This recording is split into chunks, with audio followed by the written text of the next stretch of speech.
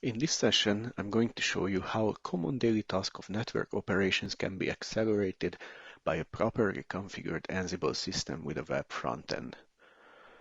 The topology is the same, what we had in the first lab. This is kind of a traditional setup. NX3, NX4 are acting as the access devices. They're purely layer 2 ones. NX1 represents the distribution layer, where all the SVIs reside. It's running HSRP as first hop redundancy protocol. NX2 is our border router, connected to both NX1 and NX2. Routing information is exchanged between NX1 and NX2 using OSPF on this link, while it is BGP between NX2 and R2. R2 acts as a router of the Internet Service Provider, or ISP. R1 and its connections form the out-of-band management network, where we reach the management interface of our devices. And this is as well where the control tower is connected. FW1 is not being used at this time. The main difference between this and the last demo is that instead of fixed configuration values, we now use variables that are entered through a web frontend. Please note that this web UI is a very simple one, focusing only on the technical side. Don't expect any fancy stuff here. First, let's see what configuration we have on these devices. So show VLAN brief. Oh, sorry, this is R2. Show VLAN brief on NX1. We have a server VLAN configured already. Same. NX2 is the border router. We don't need any VLANs there. Show VLAN brief. The same on the other access switch. Here, show IP interface brief. We have a loopback. We have that VLAN 700 and some uplink interfaces. Show HSRP brief. This is again the same HSRP configuration presents for VLAN 700. Now let's create a subnet. Let's name it, let's call it VLAN 500. It will be finance web. The address should be like 172.16.98.0.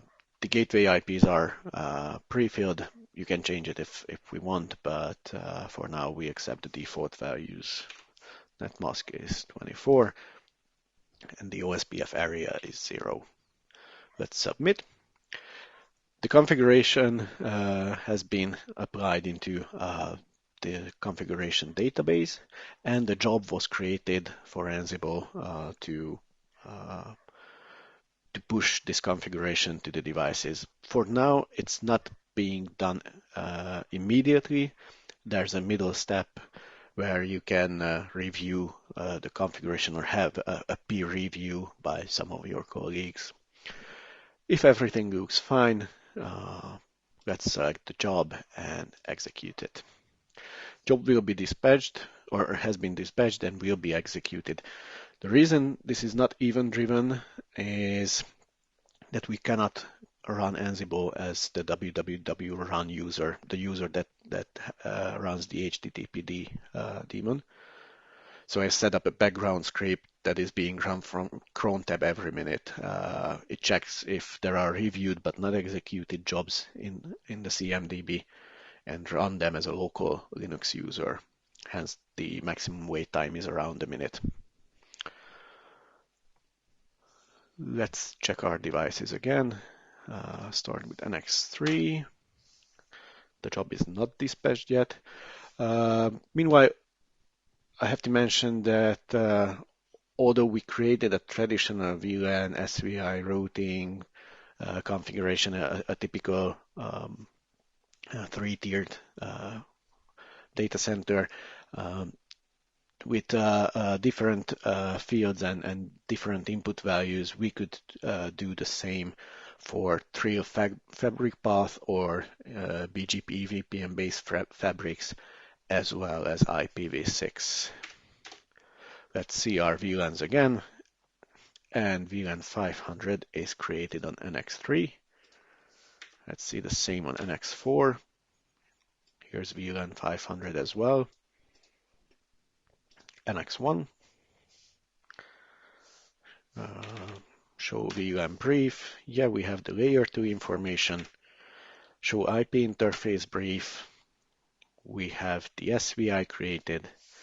Show HSRP brief. And we have our HSRP configuration. Let's check it on R2. Show IP route BGP.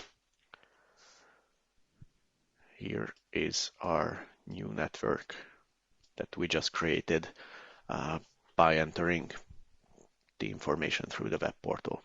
Up and running in a minute.